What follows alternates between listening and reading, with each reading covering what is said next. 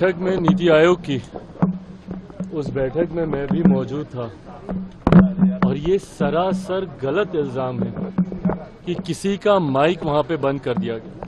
पहली बात तो जब ये विपक्ष बोलता है कि माइक बंद कर दे, उस माइक का कंट्रोल वहां पे बैठे किसी भी व्यक्ति के हाथ में नहीं होता है, उस व्यक्ति के खुद के हाथ में होता है।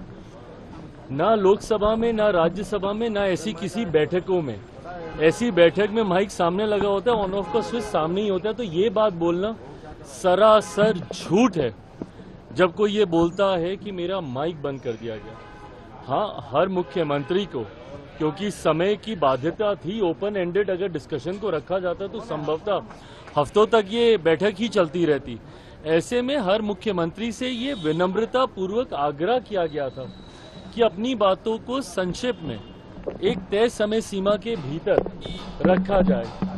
जब वो समय सीमा पूरी हुई, सिर्फ एक रिमाइंडर के तौर पर उनको जरूर, जैसे तमाम मुख्यमंत्री को दोबारा से नोटिफाई किया गया कि भाई आपका समय समाप्त हो रहा है, इस तरीके से। बट उसके बाद जिस तरीके से बंगाल की मुख्यमंत्री ममता बनर्जी जी एकदम से उत्तेजित होकर उस बैठक को बीच में ही छोड़कर चली गई, मुझे लगता है ये आचरण गलत है।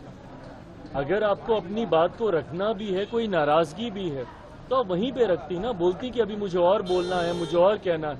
हम सब वहां पर मौजूद थे। प्रधानमंत्री जी स्वयं उनको सुनना चाहते थे, वित्त मंत्री जी स्वयं वहां पे मौजूद थी, वो भी चाहती थी कि भैया क्या बजट को लेकर वो अपनी बातों को रख रही हैं। बट जिस तरीके से उनका आचरण था, इससे ऐसा लगता है कि विपक्ष की पहले से ही ये सोची समझी एक रणनीति का ये हिस्सा था कि वो जाएंगी, हंगामा खड़ा करेंगी और नीति आयोग जिस मकसद के साथ हम लोग वहां पर बैठे थे, उसके मकसद को डाइवर्ट कर सिर्फ अपनी ओर पूरा ध्यान केंद्रित करने के उद्देश्य से ये इस तरीके की कार्रवाई की गई है। कांग्रेस के साथ 4 सीएम ने बैठक को अटेंड नहीं किया, कहा बॉयकॉट कर दिया और उन्होंने कहा कि हमारे साथ बाकी स्टेट के साथ नाइंसाफी हुई है जिस तरीके से बजट आया है। भाई मेरी समझ के परे है। अगर आपको ऐसा लगता भी है, किसी भी राज्य को अगर ऐसा लगता है कि उनके साथ नाइंसाफी हुई है, तो यही वो उचित फोरम है ना। नीति आयोग की बैठक ही वो मंच है जहां पर जाकर आप प्रधानमंत्री जी के समक्ष अपनी शिकायतों को आप रख सकते थे। इस मंच पर जाकर अपना ऐतराज आप दर्ज करा सकते थे, अपनी आपत्ति आप दर्ज करा सकते थे। और जो लोग ये बोलते हैं कि हम लोग के साथ भेदभाव हुआ, पहली बार देश में एक ऐसा बजट एक लंबे समय के बाद देखने को मिला जिसने पिछले 10 सालों में देश की मजबूत होती अर्थव्यवस्था का लाभ जनता को पहुंचाने का काम किया। इसमें जहां प्रमुखता से देश के गरीबों का जिक्र किया गया, अन्नदाता का जिक्र किया गया, नारी शक्ति का जिक्र किया गया, युवा शक्ति का इसमें जिक्र किया गया। ये ऐसे सेक्टर्स हैं जिसमें प्रमुखता से उनको लाभ पहुंचाने के लिए योजनाओं की और राशि की घोषणा की गई। जो राज्य कहते हैं कि उनके साथ अनदेखी हुई, क्या उनके राज्य में गरीब नहीं है? क्या उनके राज्य में महिलाएं नहीं हैं? क्या उनके राज्य में किसान नहीं है?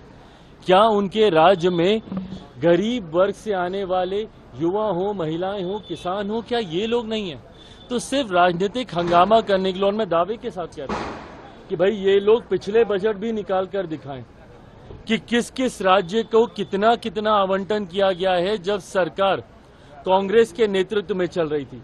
यूपीए की सरकार हो या उसके पहले की सरकार हो, कितने राज्यों का जिक्र किया गया। और मुझे ताज्जुब तो सबसे ज्यादा राजद और कांग्रेस पर होता है।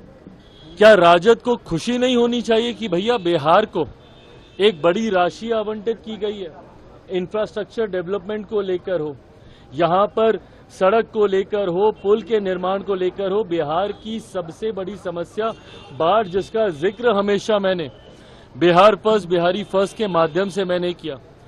उस बाढ़ को लेकर लगभग 11,000 करोड़ की राशि अलग से आवंटित की जाती है। ऊर्जा को लेकर अलग से राशि आवंटित की जाती है। इंफ्रास्ट्रक्चर को लेकर राज्य में अलग से राशि आवंटित की जाती है। तो भैया अगर बिहार जैसा राज्य, जिसके लिए लंबे समय से हम लोग भी मांग करते थे भैया कि बिहार को विशेष राज्य का दर्जा मिलना चाहिए, बट स्पेशल कैटेगरी स्टेटस जब तक नहीं मिलता है, ये मांग भी हम लोग की थी कि बिहार को एक स्पेशल पैकेज मिलना चाहिए। आज मैं धन्यवाद करूंगा माननीय वित्त मंत्री जी का, और विशेष तौर पर मैं धन्यवाद करूंगा मेरे प्रधानमंत्री आदरणीय नरेंद्र मोदी जी का।